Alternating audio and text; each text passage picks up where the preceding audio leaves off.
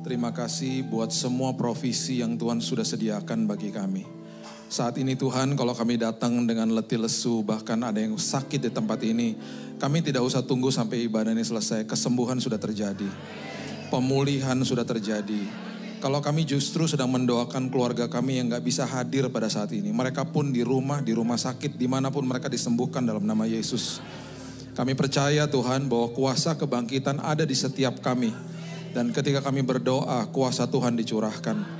Terima kasih Tuhan. Kami mengucap syukur buat firman Tuhan. Kami percaya firman-Mu menjadi pelita bagi langkah hidup kami. Kami sambut firman kebenaran. Di dalam nama Tuhan Yesus kami berdoa dan mengucap syukur. Kita sama-sama katakan, amin, amin, amin, amin. Silakan duduk. Shalom. Udah makan pagi ya? Oke. Kita sedang membahas tentang posisi kita di dalam Tuhan. Kita buka sama-sama Roma 8 ayat 17. Roma 8 ayat 17 adalah sebuah posisi yang Tuhan berikan dalam hidup manusia. Dan posisi ini gak bisa diambil sama siapapun karena kalau sudah ditetapkan posisinya itu luar biasa. Bahkan kalau kita tarik lebih dalam lagi, Roh Kudus yang diberikan kepada kita itu dalam bahasa Inggrisnya adalah sesuatu yang diberikan sebagai sealed atau sebagai meterai. Meterai itu artinya bahwa kita adalah milik Tuhan. Kemudian ada kata yang namanya dijamin dalam bahasa Indonesianya, bahasa Inggrisnya pledge. Dijamin itu adalah berarti Roh Kudus adalah tanda yang Tuhan berikan kepada kita dalam tanda kutip down payment. Untuk supaya kita bisa mengecap yang namanya kekekalan. Jadi semua janji Tuhan sampai nanti kepada kekekalan itu sudah diberikan jaminannya lewat Roh Kudus yang diberikan Tuhan dalam hidup ini. Itu sebabnya ada kata sealed and pledge. Ya itu kita gak mau belajar itu, tapi saya mau kasih tahu aja bahwa posisi kita di dalam Tuhan itu sudah dimeteraikan sama Tuhan. Dan tidak akan ada bisa satu orang pun atau siapapun atau iblis pun atau siapapun yang bisa menggagalkan yang namanya posisi itu. Itu sebabnya doa Bapa kami adalah doa yang sepatutnya diajarkan dan kita ucapkan tiap hari. Ya, ada kata di situ ampunilah dosa kami. Kata ampuni dosa kami itu berbeda dengan kata pengampunan dosa di awal ketika kita terima Yesus. Kata ampuni di situ adalah lebih tepatnya maaf ya Tuhan, gitu loh. Jadi gini, waktu saya menikah, udah pasti saya buat salah, istri saya buat salah. Kalau buat salah kita bilang apa? Maaf ya sayang. Apakah posisi saya langsung tidak berubah gak jadi suami dia lagi? Enggak, tetap sama. Jadi kalau kita minta pengampunan hari ini bukan karena Tuhan ampuni ya Tuhan, aku salah nih Tuhan, ampuni ya Tuhan, benar nih Tuhan, benar ya, tuh ampuni ya. Enggak gitu, pengampunan sudah diberikan. Bahkan pengampunan sudah dikasih di kayu salib itu sebelum kita lahir. Jadi ketika kita bersalah dan kita minta ampun, itu dalam tanda kutip ya, maaf ya Tuhan, sorry ya Tuhan. Dengan sebuah kesadaran bahwa terima kasih Tuhan, dosaku sudah diampuni. Gitu loh. Karena kita hari ini hidup taat karena kita sudah dilayakkan.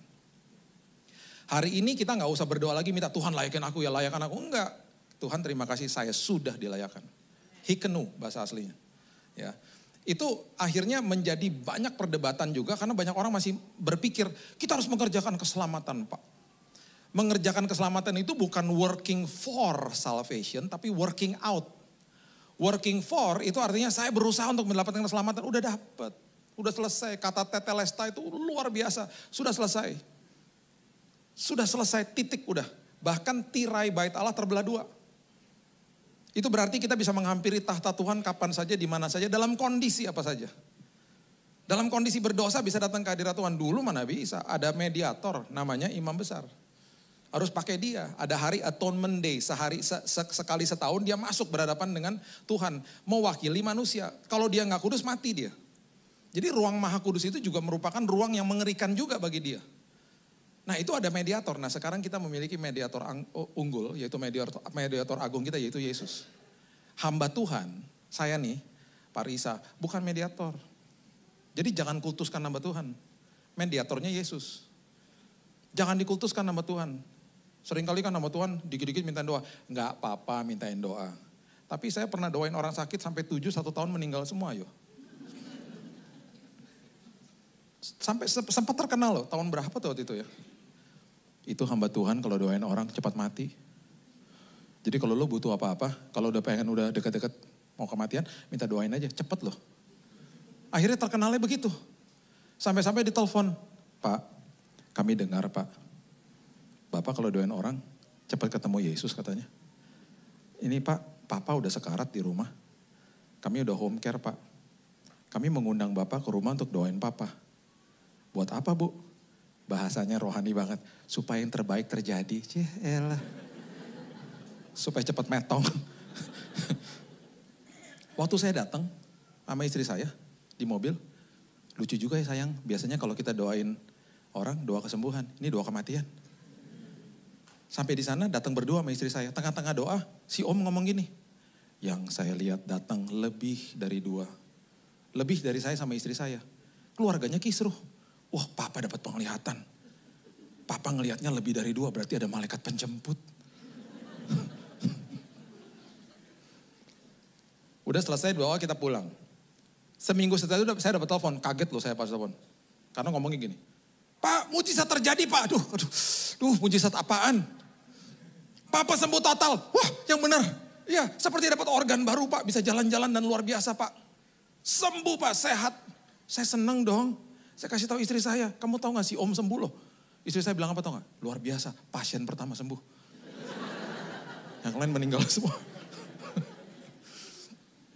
Gak bisa kultuskan hamba Tuhan, gak bisa. Ada mediator agung kok. Udah gitu mediatornya itu luar biasa. Kita menyembah raja yang mati bagi kita. Raja di dunia dikawal sama pengawalnya. Pengawalnya mati buat rajanya. Makanya kalau main catur kan raja terakhir. Pion-pionnya pada mati dulu semuanya. Ini enggak, di dalam prinsip kerajaan sorga rajanya mati bagi kita. Bahkan dikatakan dia perintis, prodromos. Prodromos itu artinya orang zaman dulu yang lari ke dalam kota teriak, "Hei, raja mau datang, orang penting mau datang." Rakyat langsung berbaris di pinggir jalan. Menghormati ada orang penting mau datang. Bayangin loh, Yesus tuh prodromos dikatakan. Berarti apa? Seolah-olah ya waktu dia katakan tetelestai sudah selesai, dia lari ke pelataran sorga dan dia katakan kepada isi sorga dan juga Bapa di sorga, sebentar lagi ada orang penting mau menghadap hadirat Tuhan. Siapa? Saudara dan saya. Dahsyat.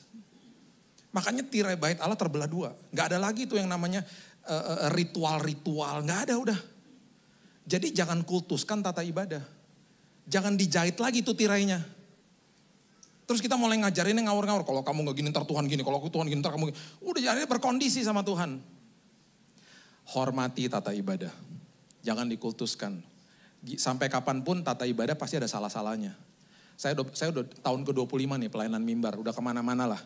Yang lihat blunder-blunder di atas ini udah sering lah. Misalnya.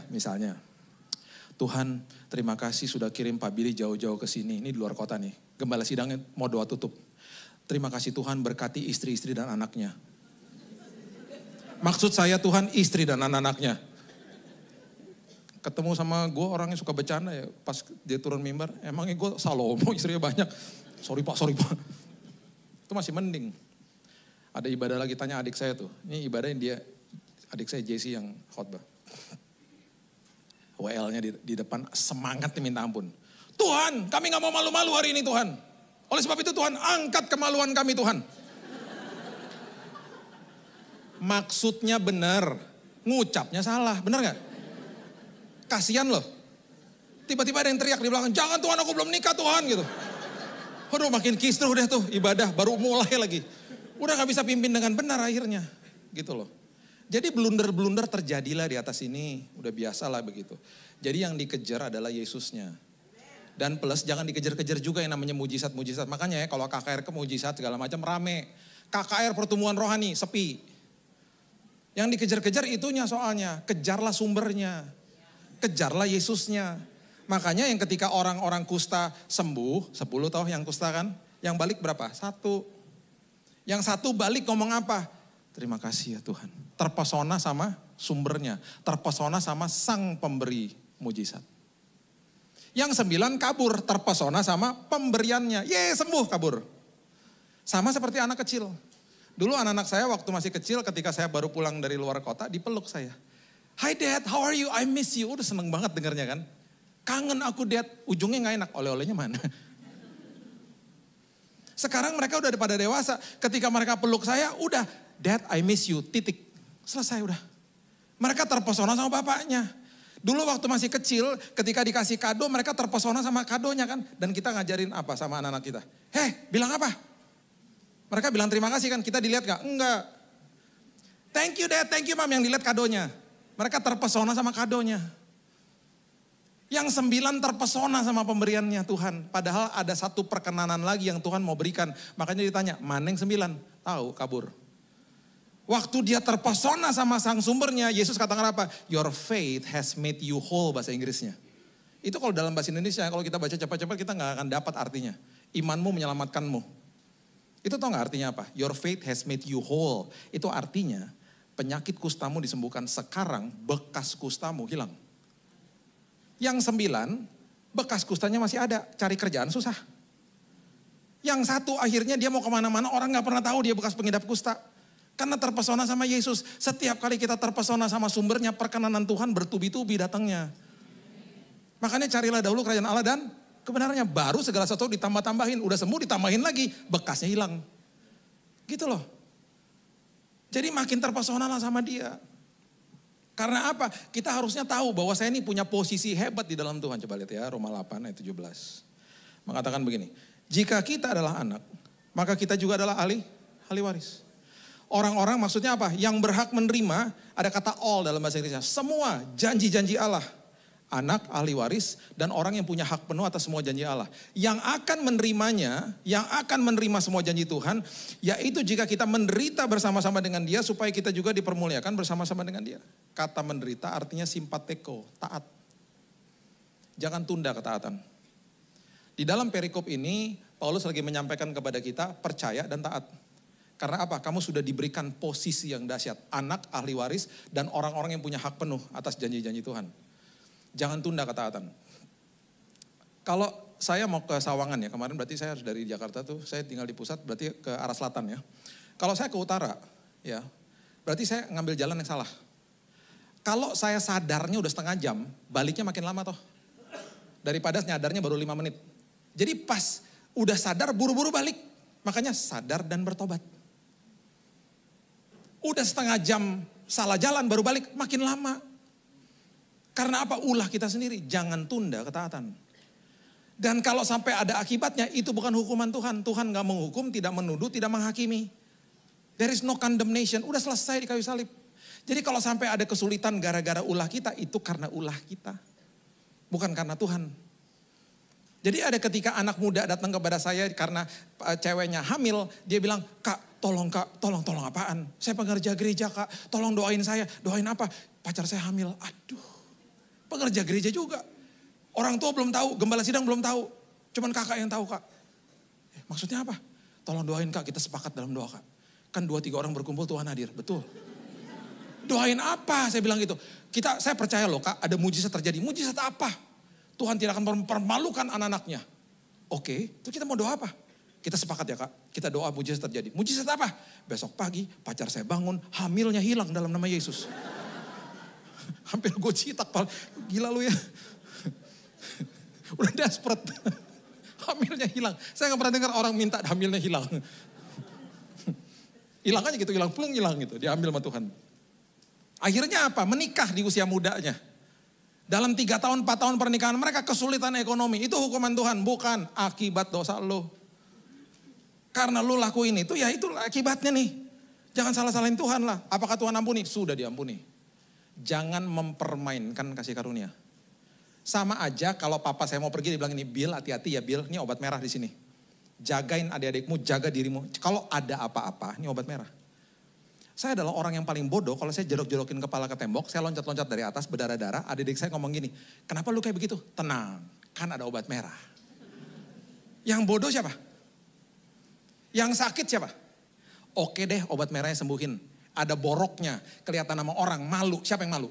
Saya. Jangan mempermainkan kasih karunia. Ada akibatnya, bukan hukuman Tuhan, karena ulah kita sendiri. Rugi kita. Jadi kalau makin mengerti kasih karunia, makin gak mau buat dosa. Karena makin paham sama kasihnya Tuhan kepada kita. Itu posisi. Makanya posisi kita dahsyat. Ya. Berapa bulan lalu ya adik saya kesini ya. JC ini kan pernah sini ya. Lebih gede dari saya ya. Tapi itu adik. Itu paling bungsu lah ya. Zamannya dia susu makin bagus, jadi badannya makin gede lah.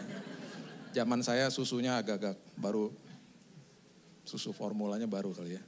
Baru dicoba-coba. Nah, kita nih dulu sekolah di daerah Menteng lah. Karena saya dulu tinggal daerah Menteng, ada jalan namanya Jalan Mendut. Ada SD namanya YMCA, udah tutup SD-nya. Jalan Mendut sebelahnya ada Prambanan, ada Borobudur. Makanya ada radio Prambors, ingat? Nah, yang ngaku-ngaku seumuran sama saya ini. Prambors artinya Prambanan Borobudur. Nah, yang ngaku-ngaku lagi senyawa gitu ya. Yang bingung pasti apaan tuh. Saya sekolah di situ. Jadi habis selesai sekolah, pas saya masuk SMP, adik saya masih di SD. SMP saya di SMP K3 Penabur Jakarta di Jalan Diponegoro. Dipisahkan sama kali. Jadi dari belakang kalau lagi makan bakso bisa lihat SD, kadang-kadang saya gini-gini sama adik-adik saya gitu. Dipisahin sama kali. Kalau jalan muter 300 meter cuman, deket banget. Satu hari pulang dari sekolah, dia nangis-nangis sama saya. Kenapa? Dibully sama temennya. Kakak yang baik, besok gue datengin, tenang aja. Kan gue alumni SD. Belagu banget ya, alumni SD Rom belagu banget. Belagu. Besoknya saya datengin. Mana anaknya? Kasih tunjuk, wah udah ketakutan tuh anak ngeliatin saya. Lo ngapain adik gue? Wah pokoknya kita gak tahu saya ngomong apa. Pokoknya ujung-ujungnya saya masih ingat saya jitak palanya. Nangis lah dia. Lo jangan macam-macam sama dia ya. Gue alumni. Belagu ya. Besoknya adik saya dijemput sama mama. Nih mama yang cerita sama saya. Kamu tahu gak adikmu pas dijemput. Dia ngelewatin tuh temen yang ngebully dia. Ngelewatin tuh begini.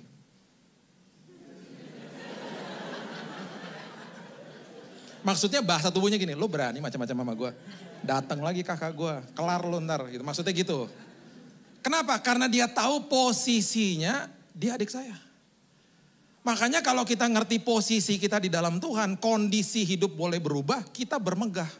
Bukan karena sombong, karena percaya bahwa saya dahsyat karena Tuhan saya dahsyat. Saya luar biasa karena Tuhan saya luar biasa. Gitu loh. Kondisi akan berubah. Kita gak pernah lihat Tuhan loh. Dari kita lahir sampai kita tutup mata. Gak akan pernah lihat dia. Tetapi makanya Tuhan bilang apa? Diberkati atau berbahagialah orang yang tidak melihat namun percaya. Karena aku akan tunjukin karyaku. Aku akan tunjukkan siapa aku dalam hidupmu. Kau lihat pekerjaan tanganku. Yang penting kamu percaya. Jadi makin kokoh kita pengertian kita bahwa kita ini adalah anaknya Tuhan, beres kita. Ya. Itu sebabnya di Lukas 15 ayat yang ke-12 mengatakan begini. Kata yang bungsu kepada ayahnya. Lukas 15 ayat 12. Ini perumpamaan anak yang terhilang. Dan si bungsu ini dia tahu bahwa dia anak. Anak tuh berarti punya akses kepada bapaknya. Dia katakan begini. Bapak berikanlah kepadaku bagian harta milik kita. Bagian harta milik kita tuh akses. Saya dulu tinggal sama orang tua saya. Apa yang ada di kulkas berarti saya boleh makan dengan bebas. Susu dihabisin, nanti papa saya nyemangin. Siapa yang ngabisin susu? Aku. Nanti papa ngomong sama mama. Lain kali beli susu banyakan, anak-anak lagi suka minum susu. Udah beres, besok ada susu lagi. Roti siapa yang ngabisin? Aku. Beliin roti lebih banyak, anak-anak lagi suka makan roti. Beres. Akses. Supply jalan terus. Itu akses, melekat. Makanya ada perkataan apa? Kamu ranting, aku pokok anggur, kamu melekat kepada aku. Gak usah berusaha melekat, ketika kamu percaya kamu melekat kepada aku. Makanya waktu saya sakit saya bilang apa? Tuhan karena aku ranting dan aku melekat kepada pokok anggur gak punya kanker. Berarti apa? Mengalirlah nutrisi kesembuhan kepada rantingnya itu aku. Aku terima dalam nama Yesus. Akhirnya ngerti posisi di dalam Tuhan. Nah si bungsu bilang begini, berikan kepadaku bagian harta milik kita yang menjadi hakku. Itu paling bahaya. Menjadi hakku adalah melepaskan akses kepada kepemilikan. Sekarang saya mau memiliki. Kepemilikan itu adalah sesuatu yang paling salah di dalam prinsip kerajaan sorga. Kita bukan pemilik, kita pengelola. Kita lahir gak bawa apa-apa, pulang gak bawa apa-apa. Lahir dikasih baju, nanti pulang juga dikasih baju, dimandiin. Nama kita hilang loh di hari terakhir. Kenapa? Jenazahnya di mana? Gak disebut namanya udah, jenazahnya. Karena kitanya juga udah lenyap dari situ, cuman tubuhnya aja. Dikasih baju. Jadi semua yang melekat sama saya, punya Tuhan yang harus dikelola. Akses itu artinya saya punya supply yang melekat kepada saya. Ketika saya melepaskan akses kepada kepemilikan, akhirnya ampas yang menjadi makanan babi kelihatan menarik. Si bungsu akhirnya apa? Kekurangan semuanya. Karena kalau jadi pemilik, apa yang terlepas dari tangan, terlepas dari hidup. Supply nggak ada. Kalau akses, apa yang terlepas dari tangan, tidak akan pernah terlepas dari hidup, karena supply jalan terus. Makanya kalau ada orang bilang gini, saya kehilangan income Pak, nggak bisa kehilangan. Income itu dari pekerjaan dan usaha. Pekerjaan dan usaha adalah pipa, sumber nggak pernah tutup. Kalau pipanya tutup, sumbernya akan membukakan pipa-pipa yang lain. Karena sumbernya luar biasa. Jadi yang dikejar bukan pipanya, yang dikejar bukan manusianya, yang dikejar bukan apa yang ada di dunia, yang dikejar sumbernya. Terpesonalah sama sumbernya. Itu sebabnya Yakobus 1 ayat 2 mengatakan begini. Saudara-saudaraku, anggaplah sebagai suatu kebahagiaan. Count it all joy, tersenyumlah kalau bisa. Apabila kamu jatuh ke dalam berbagai-bagai pencobaan. Pencobaan itu artinya adalah trials, ujian, perasmos bahasa aslinya. Yang artinya adalah pengalaman sama Tuhan. Jadi Yakobus menulis begini, kamu ya kalau berhadapan sama sebuah masalah tersenyum aja. Kenapa? Karena itu kesempatan ngalamin Tuhan. Wow. Itu kesempatan ngalamin Tuhan. Makanya katanya trials, ujian bahasa aslinya. Jadi kalau lihat masalah, selalu mikir begini, Tuhan ini ujian bagi saya. Kalau ujian bagi saya berarti ini akan mengeluarkan kelemahan saya dan memakai kelemahan ini untuk membuat saya lebih baik. Kalau cobaan berarti mengeluarkan kelemahan saya dan memakai kelemahan ini untuk menghancurkan saya. Makanya ketika ada sebuah tekanan kita akan tahu kelemahan kita. Oh saya suka marah orangnya. Oh saya cepat tersinggung, saya cepat asumsi, saya gampang kepahitan orangnya. Berubahlah. Ketika berubah besoknya diuji lagi lulus. Kita semua punya sekolah kehidupan termasuk saya. Yang kasih tahu kita lulus nanti orang-orang terdekat sama kita. Beberapa tahun lalu saya masih ada di sekolah kehidupan. Sekolah kehidupan saya adalah saya punya masalah dengan 16 juta motor di Jabodetabek. Bukan yang pembawa motor sini pasti sopan-sopan ya. Yang lain-lain di Jabodetabek motor-motor kalau belok dulu baru ngeliat. Baru ngeliat. Kesel dong kita kan. Kita ngerem mendadak akhirnya kan. Klakson dong, tin. Dia berhenti, buka helm. Apa lo? Ah iya, mesti ngapain coba? Emang kita kudus terus hatinya. Tuhan ampuni, is okay, enak aja. Setengahnya Manado, darah panas, makan pedas, ayo. Istri saya punya password yang hebat, dia pegang kaki saya. Sayang, ingat loh, jangan-jangan dia jemaat. Wah. Kalau saya dengar kata jemaat, tiba-tiba ada kemurahan hati. Tiba-tiba ada belas kasihan. Oh iya ya, dia di jemaat. Mungkin dimarahin sama bininya tadi pagi. Setiap kali ada motor nyebelin, istri saya selalu bilang, ingat ya itu jemaat. Sampai-sampai saya akhirnya komplain juga, jemaat dari gereja mana sih nyebelin banget. Semua jemaat. Oh. Tapi itu kata-kata paling ampuh. Tiba-tiba tahun 2018, tiba-tiba dia ngomong gini, kok kamu sekarang berubah ya? Kenapa? Tadi ada motor-motor nyebelin, aku yang kesal kok kamu diem aja. Lulus. Yang validasi istri saya. Sekarang ada yang seliweran di mana-mana cuman tuh lepaskan pengampunan. Udah gak ngaruh. Daging sudah mati. Ya kan? Itu sekolah kehidupan. Makanya ya, nih coba lihat ya. Matius pasal yang ke-7 ayat 14. Coba lihat. Karena sesaklah pintu dan sempitlah jalan yang menuju kepada kehidupan dan sedikit orang yang mendapatinya. Maksudnya gini, gak banyak orang mau masuk ke jalan sempit. Karena jalan sempit tuh gak enak. Ya kan, kalau kita lagi di Google Map, lagi macet, disuruh diarahin ke jalan tikus, gak enak kan? Kita harus apa, di jalan sempit kita gak bisa ngebut. Kita berarti apa, harus belajar sabar. Ngebut-ngebut nabrak ayam loh. Ada ayam, anak kecil, pedagang motor. Wah gak bisa lah, mesti belajar sabar sama apa? Hati-hati. Orang yang gak sabar sama gak hati-hati di mana? Jalan tol. Ya saya kasih tahu ya. Ini pandangan saya ya. Beberapa bulan yang lalu, karena kita setiap bulan ke Bandung, jadi saya suka perhatiin nih mobil-mobil yang suka masuk-masuk ke bahu jalan. Jalan tol ke Bandung tuh kadang-kadang udah 4 ruas loh, sampai 5 ruas. Nggak macet, nggak, tetap aja nggak sabar masuk bahu jalan.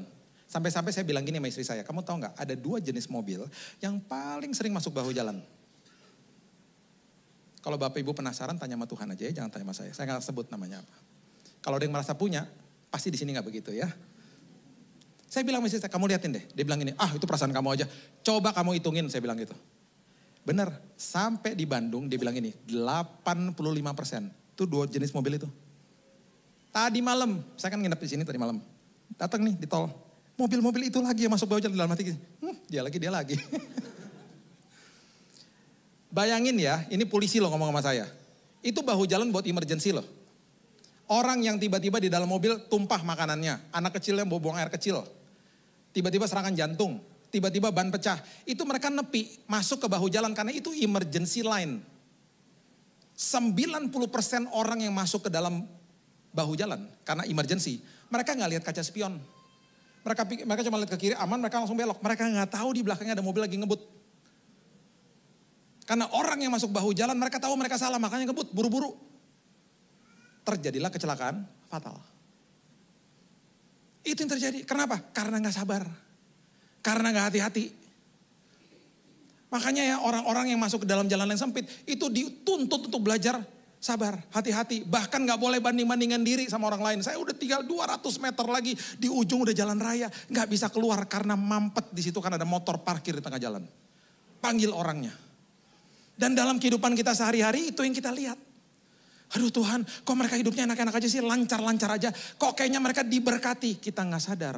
Kita yang sedang diproses untuk sabar, hati-hati, dan tidak banding-bandingkan diri. Justru kita sedang diberkati Tuhan. Karena kita sedang diubahkan sama Tuhan. Itu, makanya berubahlah pandangan kita. Pandangan rohani kita harus diubah. Makanya seorang bapak yang masuk ke dalam tempat panti jompo, dia buta ya, dia buta sama dia tua. Diantar sama petugasnya.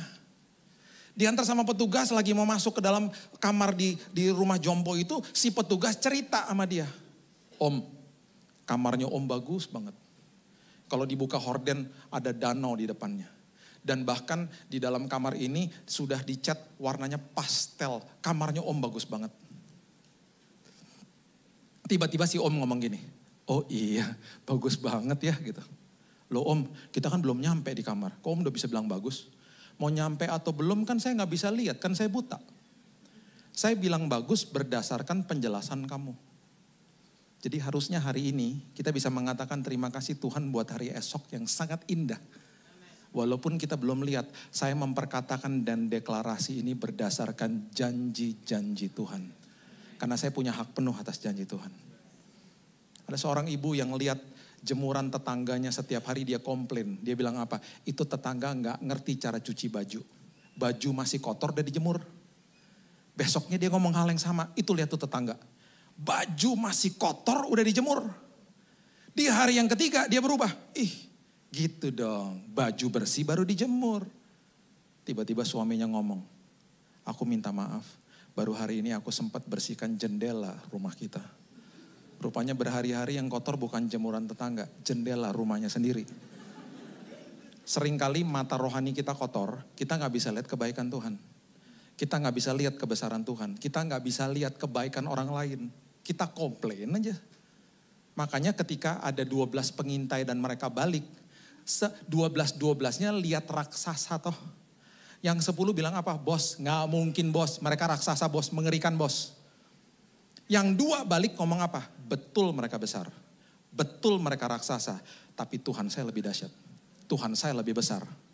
Akhirnya nama-nama seperti Safat, Yigal, Palti, Nafbi, gak pernah kita dengar. Padahal nama-nama itu ada di bilangan 13, nama-nama dari 10 pengintai. Karena mereka bukan jadi pahlawan iman. Tapi ada 2 nama yang masih kita dokumentasikan, siapa? Joshua dan Kaleb. Karena jadi pahlawan iman. Mata rohaninya dibersihkan sama Tuhan. Saya tutup ya sama kisah ini. Bapak Ibu sudah tahu saya sakit dan saya sudah disembuhkan Tuhan. Kesaksian saya sudah saya beritakan di sini. Tetapi banyak sekali backstory, cerita-cerita di balik itu semuanya. Yang terlalu banyak lah untuk disampaikan dalam satu kesempatan. Ya. Jadi gini, saya ini menikah sama seseorang istri yang logika tinggi. Ya. Ini teman-teman di sini, Elsa, Stephen, Bella, semuanya kenal lah sama istri saya. Logika tinggi. Orangnya gercep, orangnya pandai, orangnya punya prinsip gini. Apapun kalau masih bisa ditanya sama Google, pasti beres. Google bisa memberikan saya jawaban. Jadi orangnya logika tinggi. Memang dari pernikahan kami itu saya lebih bisa activate iman saya daripada dia. Mumpung dia nggak ada ya, saya ngomongin dia ya. Hai sayang kalau kamu nonton. Nah, waktu saya sakit, sebelum saya sakit nih ya, polis asuransi saya ditutup sama dia. Ditutup. Dan dia bilang apa? Ini udah gak relevan, kita buka yang baru. Selagi kita buka yang baru, kan ada masa tunggu 90 hari. Lagi masa tunggu 90 hari, saya sakit di hari ke-76. Jadi asuransi ada, tapi nggak cover. Kesel dong dia. Jadi waktu di doanya dia bilang ini, Tuhan ini 14 hari lagi Tuhan, kenapa mesti sakitnya dari ke-76? Logika. Akhirnya saya didiagnosa di Singapura, waktu di awal tahun 2019, akhirnya dokter bilang gini, Pak dalam hitungan 5 hari, Bapak sudah harus di kemo. Karena umur Bapak tinggal 3 bulan. Penyakit Bapak parah banget. Dalam hitungan 4 hari setelah ini Bapak sudah harus masuk rumah sakit. Saya bilang, Dok kami harus pulang dulu karena kami harus antar anak kami yang kedua, dia harus sekolah. Oke, terserah kamu mau perawatan di Jakarta mau di sini terserah. Sebelum saya balik saya sempat tanya, Dok DP-nya berapa kalau di sini? Saya nggak berani tanya biayanya. Udah ngeliat rumah sakit Singapura kan ngeri banget biayanya. DP-nya aja deh berapa? Dia kasih tahu sama saya DP-nya. Angka juga mengerikan. Jadi akhirnya saya cuma kasih tahu sama istri saya, terus kita berdoa berdua sama Tuhan. Jadi cuma saya, istri saya sama Tuhan yang tahu. Makanya saya nggak setuju ya. Kalau seminar hamba Tuhan saya bilang, kalau pada sakit jangan taruh-taruh di sosial media. Jangan kejar-kejar pipa, kejar sumbernya. Karena banyak banget yang sakit terus mukanya digini-ginin. Terus udah gitu tulisannya memang memberikan empati sih. Tolong doakan saya. Kalimat keduanya nggak enak. Jika Anda digerakkan Tuhan. Inilah BCA Mandiri BNI. Enak aja loh. Jadi waktu saya pulang saya bilang, Dad, saya kalau berdoa panggil Daddy. Daddy dengar ya tadi DP-nya berapa. Kalau engkau berkenan, aku berobat di sana. Dalam hitungan beberapa hari ini ada uangnya. Dalam hitungan 2 hari. Yang tahu ya sekali lagi di awal cuma sahabat saya sama orang tua, sama keluarga that's it. Dalam hitungan 2 hari uang itu ada di rekening saya. Persis jumlahnya, gak lebih gak kurang. Terus saya bilang sama istri saya, nih lihat Tuhan udah kasih nih. Yuk kita berangkat. Itu kan baru DP sayang. Sisanya gimana? Saya bilang kita gak pernah minta sisanya. Kita minta DP dari Tuhan. Ini kalau Tuhan udah kasih, Tuhan akan akhiri dengan indah. Udah kita berangkat. Dia masih ragu-ragu. Udah deh, perjalanan iman memang gitu sayang, ngeri-ngeri sedap. Ayolah. Berangkat. Nekat berangkat udah. Masuk rumah sakit dari kursi roda, saya udah gak bisa jalan. Karena HB saya tinggal 3. HB itu darah merah pengantar oksigen. Kalau darah merah gak ada, megap-megap jalan gitu-gitu udah. Masuk rumah sakit, saya ambil kamar paling murah, kamar berempat. Masuk kamar berempat, bau makanan sebelah, makanan India, depan makanan bakmi, muntah-muntah saya. Karena kondisi lemah. Tiba-tiba di website istri saya lihat, ada kamar isolasi namanya, kamar sendiri. Bukan VIP, kamar sendirian tapi bukan VIP, gak ada jendelanya. Jadi lebih mahal dikit daripada kamar berempat. Tetap lebih murah lah, tetap murah banget dibanding VIP. Saya tanya dong, mau dong kamar itu dok?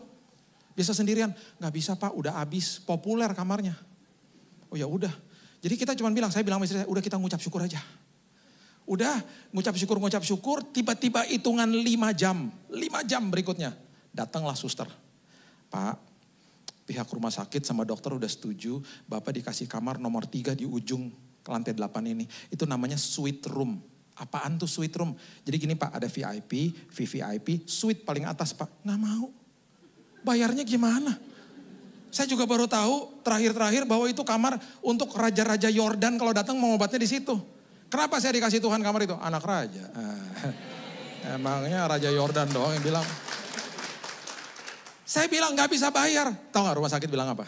Pak, dikasih kamar suite room, rumah sakit udah setuju bayarnya yang kamar tadi Pak, yang kamar isolasi. Bayarnya segitu aja. Oh serius? Iya, oh kalau gitu saya mau. Oke banget dong, dealnya kan.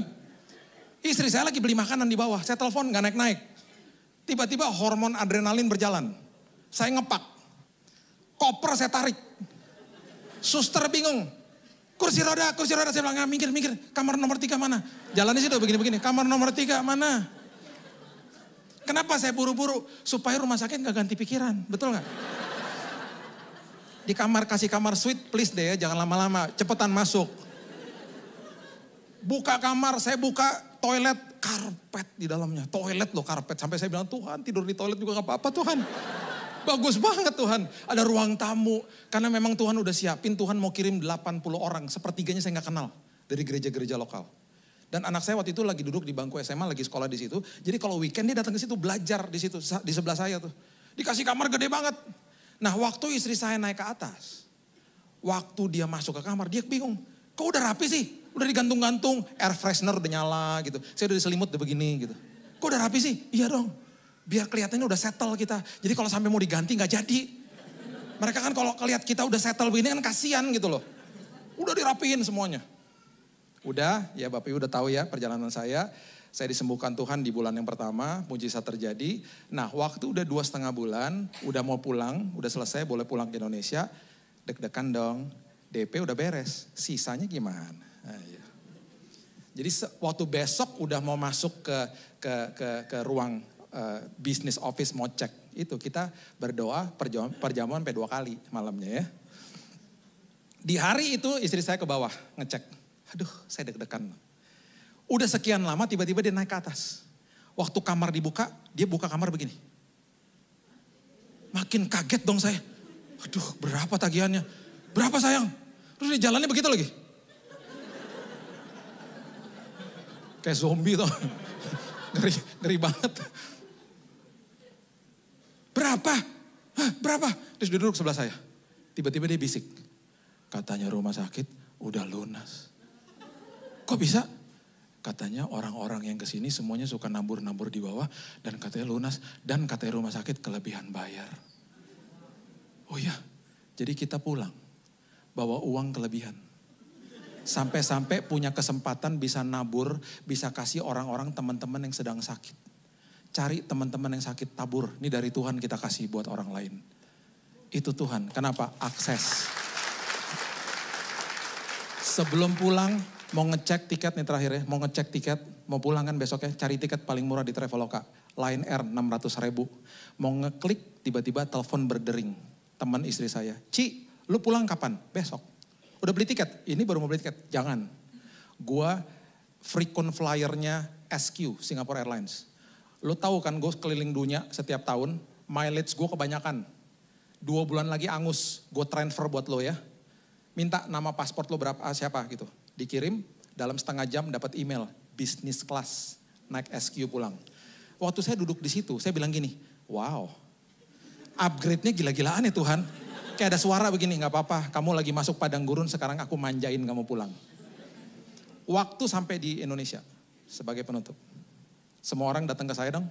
Datang ke istri saya ngomong gini, wah Bill, lu dapat mujizat kesembuhan. Bukan. Mujizat yang gue terima adalah gue, istri gue, dan kedua anak gue diubahkan Tuhan. Kesembuhannya bonus. Sembuh, Tuhan tinggal balikin tangan, sembuh. Perubahan karakter memerlukan respon daripada kita. Istri saya melihat sebuah dimensi kehidupan yang baru. Semua akal logika aku mentah semuanya.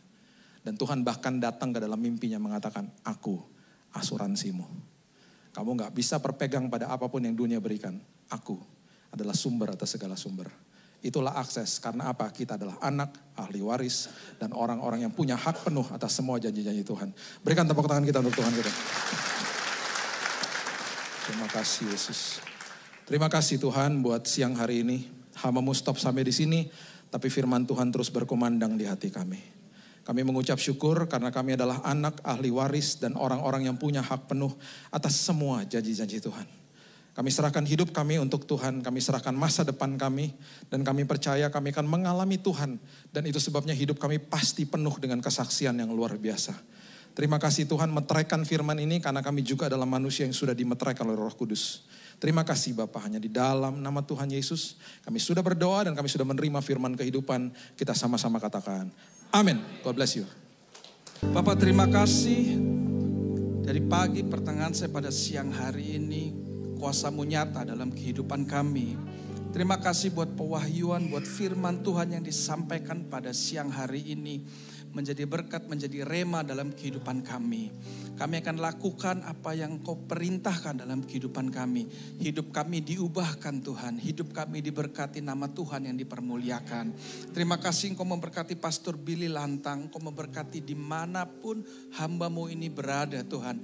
Kami percaya dimanapun hamba-Mu ini berada, di situ nama Tuhan dipermuliakan. Kami percaya Engkau memberkati anak dan istrinya, Engkau memberkati pelayanannya, pekerjaan, dimensi pelayanannya. Kami percaya Tuhan, Engkau yang angkat lebih tinggi lagi Tuhan. Terima kasih, kami percaya ketika kami datang dalam keadaan sakit, kami sudah disembuhkan. Ketika kami dalam keadaan jalan buntu, maka jalan yang baru sudah Engkau bukakan. Kami yang dalam keadaan berbeban berat Tuhan, Engkau sudah memberikan sukacita. Dan kami semua menerima berkat yang datang daripada-Mu. Mari angkat kedua belah tangan kita sama-sama. Berkat dari Allah Bapa, Allah Anak, Allah Roh Kudus dalam nama Tuhan Yesus memberkati kita. Apa saja yang Kau perbuat oleh tangan-Mu mendatangkan keberhasilan. Bahkan kasih setianya yang ajaib menyertai saudara, menyertai kita semua mulai dari hari ini. Bahkan ketika Dia menjemput kita di awan-awan yang permai, bahkan sampai selama-lamanya. Mari yang diberkati Tuhan pada pagi hari ini sama-sama kita katakan amin.